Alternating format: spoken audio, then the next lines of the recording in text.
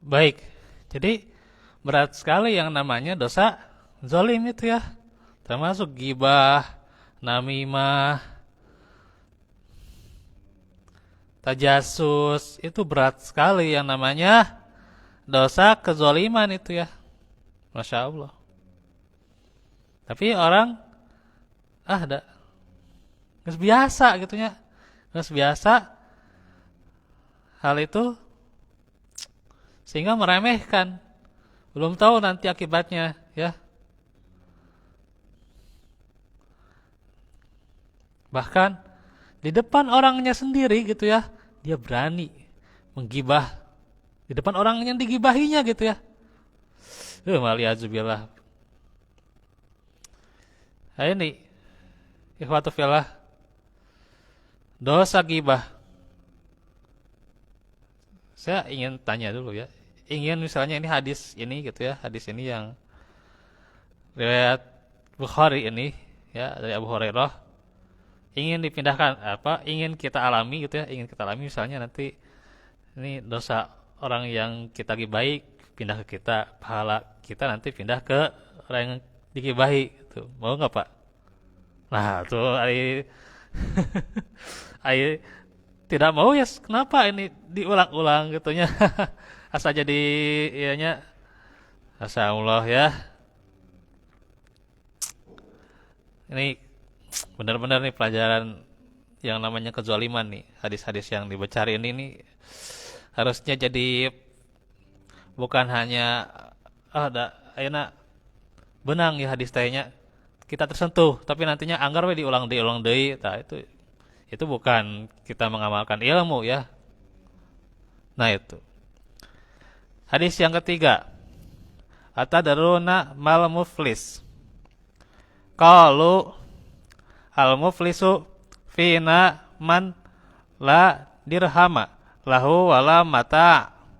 Faqala innal muflisa min ummati ya'ti yaumal qiyamati bi salatin wa siyamin wa zakatin wa ya'ti qad syatama hadza wa qadhafa hadza wa akala mala hadza wa safaka dama hadza wa daraba hadza fayu'ta hadza min hasanatihi wa hadza min hasanatihi fa in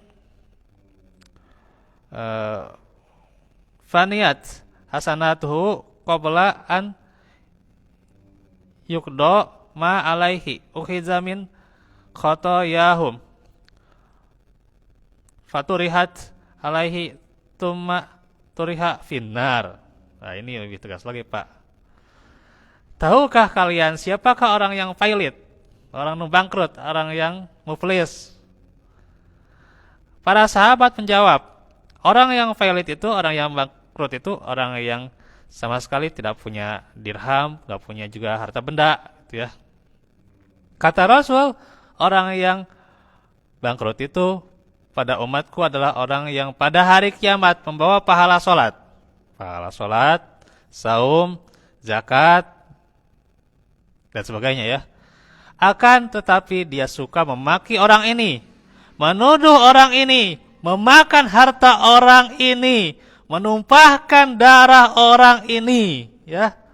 Nih, menumpahkan darah dan memukul orang ini.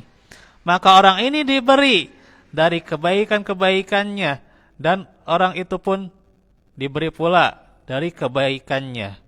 Dan bila habis kebaikannya sebelum terbayarkan tanggungannya itu, maka diambil dosa-dosa yang ia zolimi itu lalu dipikulkan padanya.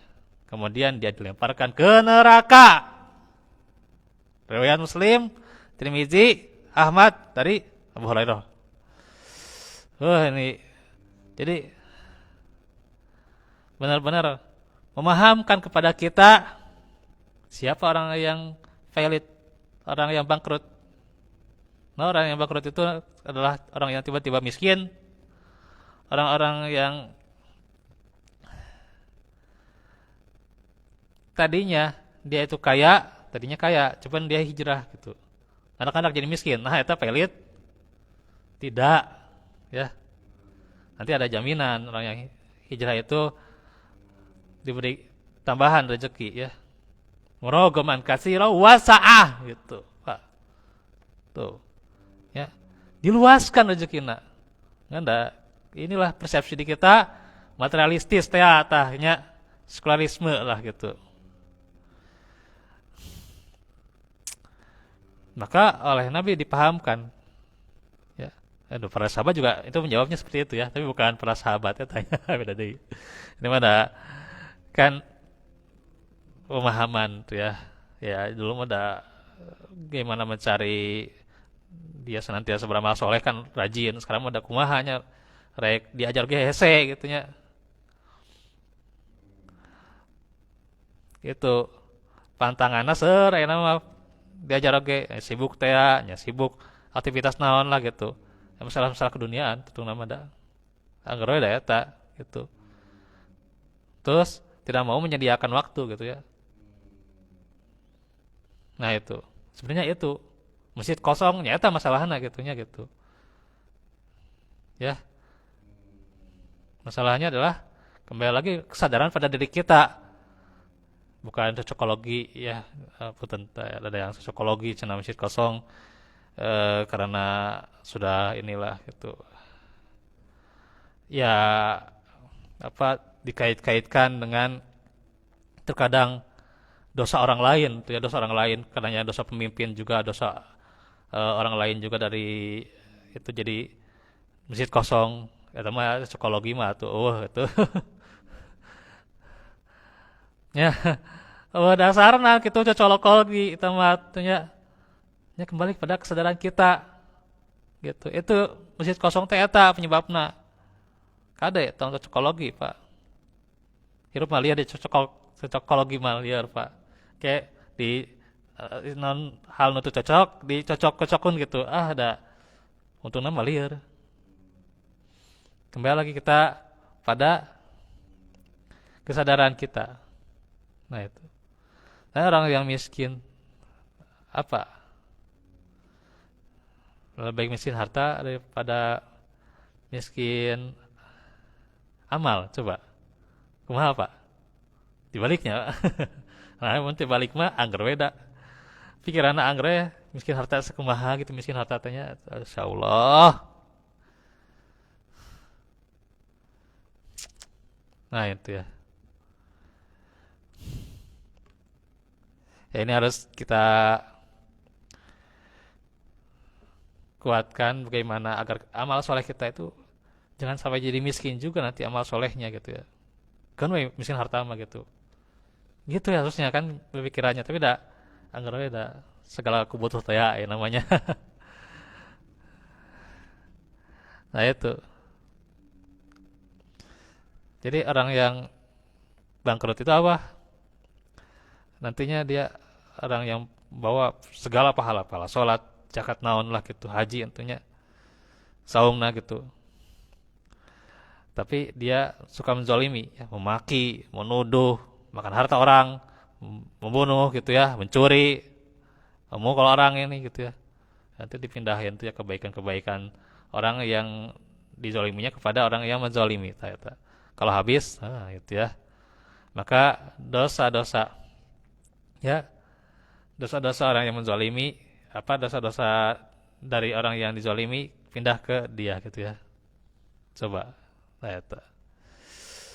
Terus dilemparkan ke neraka. Ya. Aduh, ngeri Pak. Yang ngeri-ngeri teh, tapi kumaha tapi pikiran apa ngeri-ngeri teh. Pikiran ngeri, yang ngeri tapi makanya diperbuat lagi gitu ya. Nah ini masih ada waktu Pak.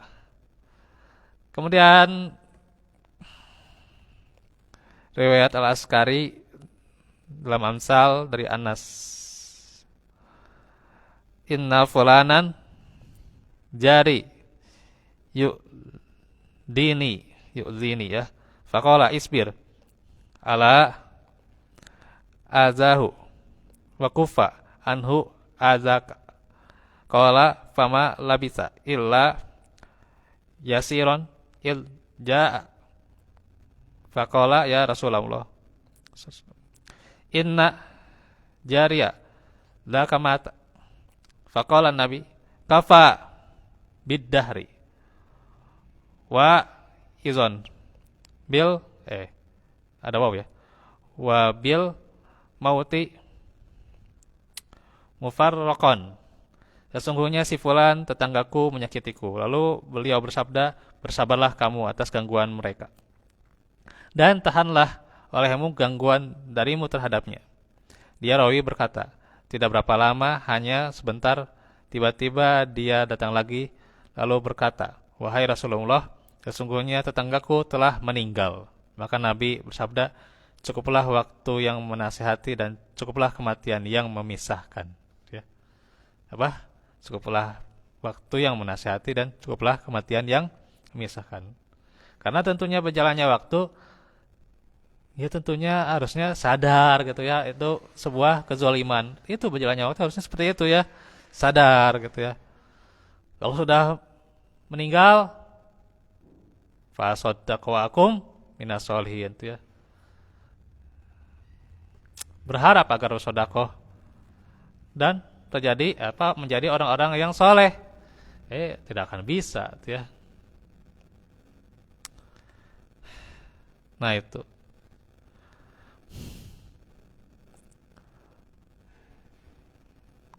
Tapi ini ada rawi yang mudalis ya.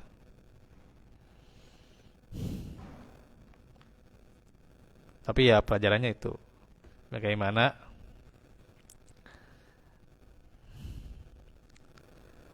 orang yang mengingat akan waktunya akan berakhir di dunia ini, ya, tidak akan selama-lamanya, dan nanti kematian memisahkan diri dengan jasadnya, seharusnya sadar akan dirinya tidak boleh menzalimi seorang pun, ya, karena setelah ia menzalimi maka dia akan merasakan akibatnya, gitu.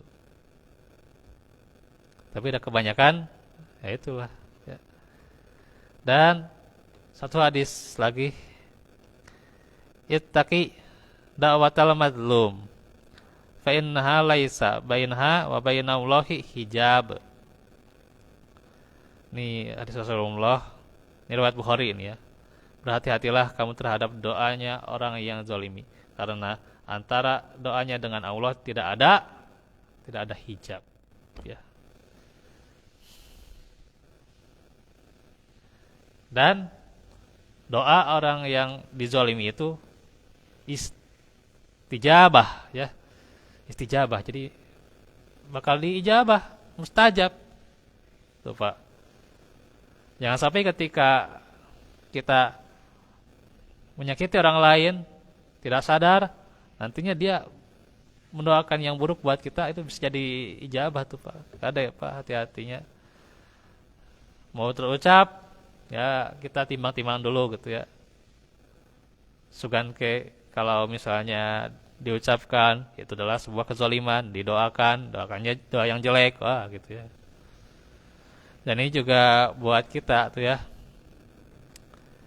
adalah sinyal tuh ya, sinyal tidak boleh mendoakan jelek pada orang lain walaupun dia menzalimi kita, tuh ya. Justru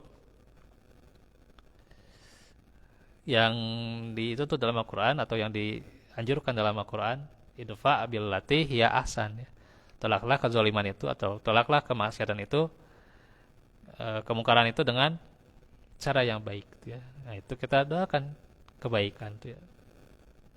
Demikian mungkin untuk penjelasan hadis akhlak hari ini. Wallahu fikum walafu minkum.